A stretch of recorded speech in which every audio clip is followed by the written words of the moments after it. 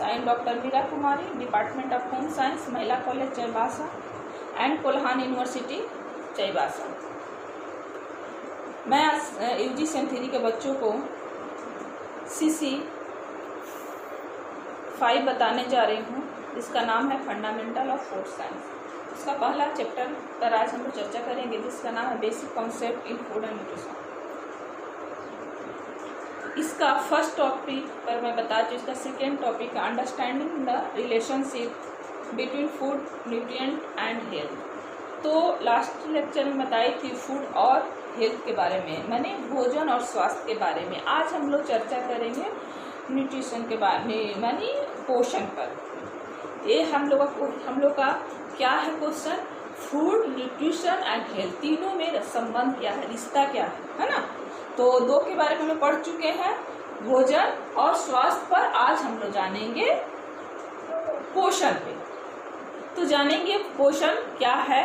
इससे पहले हम लोग जानते हैं पोषण कितने प्रकार का होता है। पोषण दो प्रकार होता है, सुपोषण यानी गुड न्यूट्रिशन या उचित पोषण, दूसरा है कुपोषण यानी माल न्यूट्रिशन।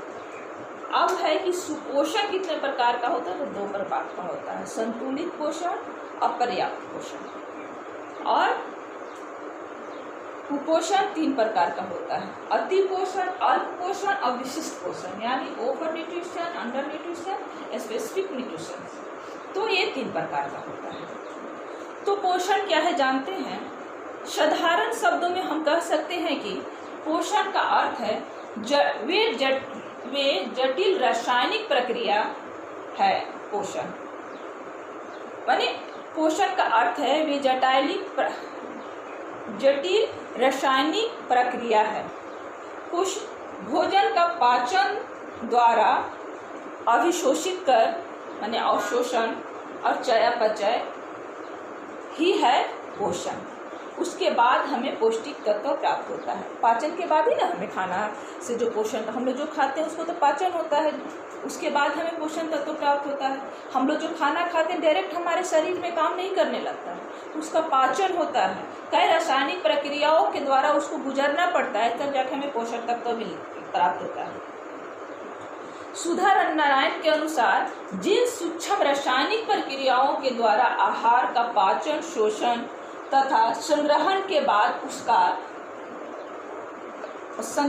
बाद उसका उपयोग शरीर द्वारा होता है, वह पोषण कहलाता है। मैंने सुधा नारायण के अनुसार बोला कि जिन सूक्ष्म माने छोटी, जिस जो आंखें से नहीं दिखता है, रासायनिक प्रक्रिया के द्वारा आहार का पाचन, शोषण और संग्रहण के बाद उसका शरीर जो उपयोग करता है वो पोषण होता है। शालिनी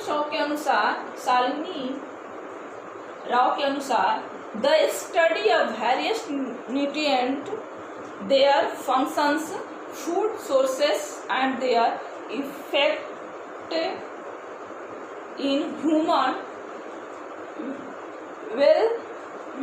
well-being is called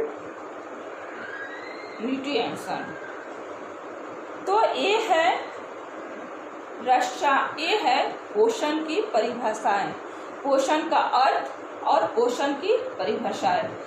मैंने 2 राइटरों के बारे में बताया है, एक सुधा नारायण के अनुसार और दूसरा शालिनी राव के अनुसार। इसको मैं व्हाट्सएप पे भेज दूंगी, दोनों का राइटर का। ये है the study of various nutrient माने पोषण तत्व, देयर फंक्शंस माने कार्य, food sources and their effect in human wellbeing is called nutrition, है ना। तो जो हम लोग कार्य, जो न्यूट्रिएंट का फंक्शंस है, वो काम कब करता है, जब हम लोग खाते हैं, उसके बाद वो पचाता है, उसके बाद हमारे शरीर में काम करता है। तुम लोग को मैं रिलेशनशिप इसमें सबसे मायने रखता है। तो मेरे पास अभी मेरे पास बुक है, इसे मैं दिखा रही हूँ, इसको ध्यान से देखो, इसमें क्या रिलेशनशिप है, हम इससे जानेंगे रिलेशनशिप।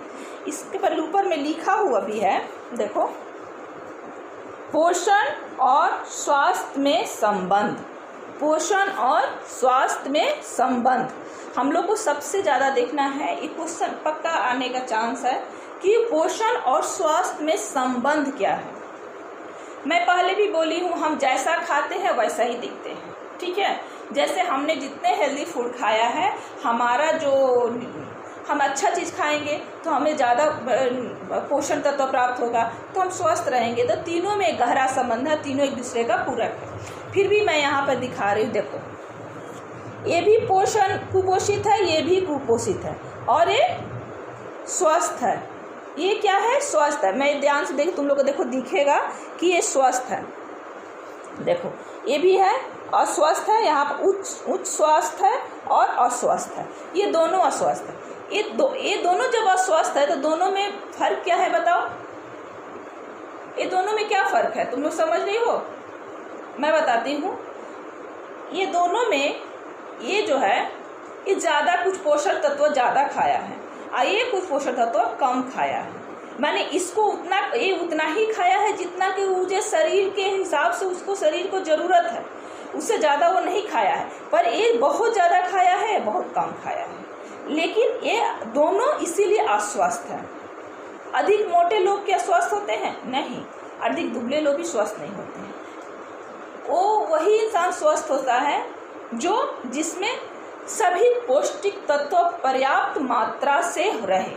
कोई भी पोषण तत्व अधिकता होने से वो कुपोषण का शिकार हो सकता है। तो ये इससे तुम लोग समझ के लेके ना, देखो ध्यान से इसको देखो, है ना। इसका मैं तुम लोग को व्हाट्सएप पे भेज भी दूंगी इसका पिक्चर। एक तो हम क्या, अच्छे स्वास्थ्य के लिए उच्च पोषण बहुत जरूरी है।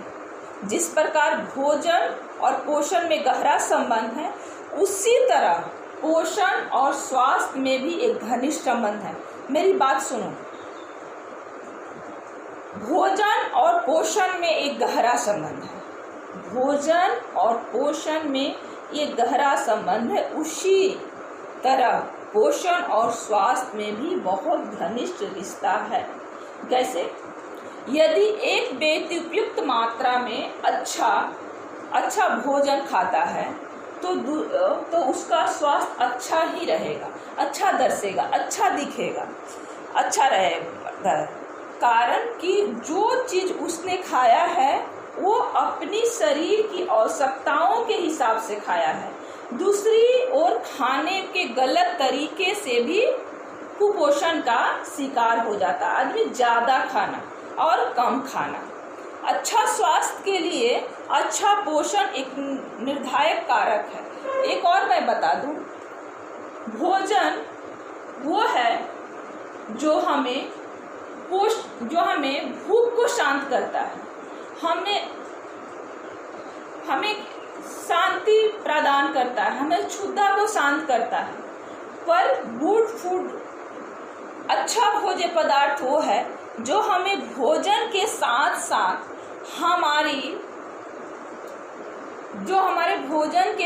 साथ वो हमारे शरीर की ज़रूरतों के हिसाब से पोषण तत्व प्रदान करे, वही एक अच्छा भोजन कहलाता है। क्योंकि जब हम एक अच्छा भोजन खाएंगे तभी तो हम अच्छा दिखेंगे। पोषण मनुष्य के स्वास्थ्य पर विभिन्न प्रभाव डालता है। उत्तम पोषण वो अस्थियों पर डाल सकता है, दांतों पर डालता है, मांसपेशियों पर डालता है, मांसपेशियों के लचीलापन पर डालता है, वह शरीर के रक्त के प्रभाव डालता है, वो हार्ट पे, सारे ऑर्गन्स पे डालता है, हमारे बॉडी के जितने ऑर्गन्स है उस सारे पर डालता है, आँख पे डालता है। तो ये सब चीज़ पर वो पोषण प्रभाव डालता है इस तरह से। अब मैं तुम लोग को आज तुम लोग जाने की पोषण क्या है, इस दोनों में रिलेशन क्या है, और तो तुम लोग तो अच्छे से समझ गई होगी। लेकिन इसका जो ये है मैं लास्ट क्लास में बताऊंगी डिटेल से, पोषण और कुपोषण का संबंध जो है वो क्या क्या है। मैं एक बार फिर से रिपीट करती हूँ, कोई भी पोषण वही उचित पोषण है जो हमारे उम्र, हमारा माने आयु, हमारे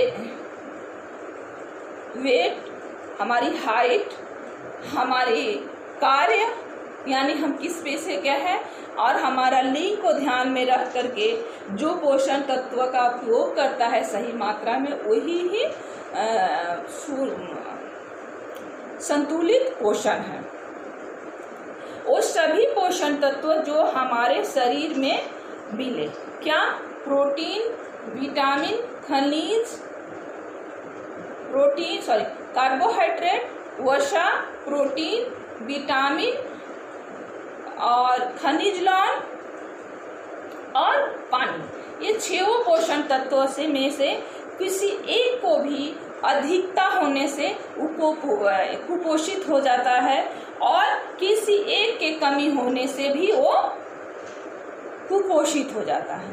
तो ये 6 पोषण उम्र और कार्य के हिसाब से, हाइट के हिसाब से, वेट के हिसाब से ही पोषण तत्व का प्लान किया जाता है, माने भोज्य पदार्थों का प्लान किया जाता है, और उसी हिसाब से हमें पोषण मिलना चाहिए। हम अच्छा खाएंगे यदि हम हमेशा फ्रेश माने ताज़ा भोज्य पदार्थों को ग्रहण करेंगे, फ्रेश भोज्य पदार्थों को ग्रहण करेंगे, फ्रेश एयर लेंगे, सूर्य की रोशनी लेंगे, तो हम कभी भी बीमार नहीं पड़ सकते हैं, और हमारी आयु भी लंबी हो, इंसान की आयु भी लंबी होती है, और वो कुपोषित व्यक्तियों से भी देखने में सुंदर दिखता है।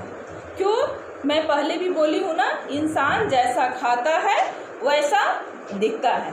तो तुम लोग को ये तो आप लोग समझ गए होंगे कि पोषण, सुपोषण और कुपोषण के बारे में लास्ट बताऊंगी। आप लोग ये तो समझ गए कि भोजन में, न्यूट्रिशन में और स्वास्थ्य में, तीनों में क्या संबंध है। हमें कभी वैसा खाना वही उचित है जो हम लोग खाना खाएं वो डाइजेस्ट हो जाए। यदि हम लोग कुछ ऐसा खाना कोई खा लेता है, वो माने क्या, ओवरडोज ले लेता है और डाइजेस्ट नहीं होता है, तो खाना नहीं, भोजन नहीं है ना। हमें वैसा भोजन लेना चाहिए जो खाने के बाद पाचन हो और हमें पोषण तत्व प्राप्त मिले, तब जाके हम स्वस्थ दिखेंगे और स्वस्थ रहेंगे। आज के लिए इतना ही बच्चों। मैं नेक्स्ट तुम लोग को बताऊंगी कि कुपोषण और सुपोषण क्या है और कितने प्रकार के होते हैं, वो किस किस तरह से हमारे स्वास्थ्य पर प्रभाव डालता है। आज के लिए इतना। थैंक यू बच्चों, मेरा लेक्चर सुनने के लिए धन्यवाद। जय हिंद।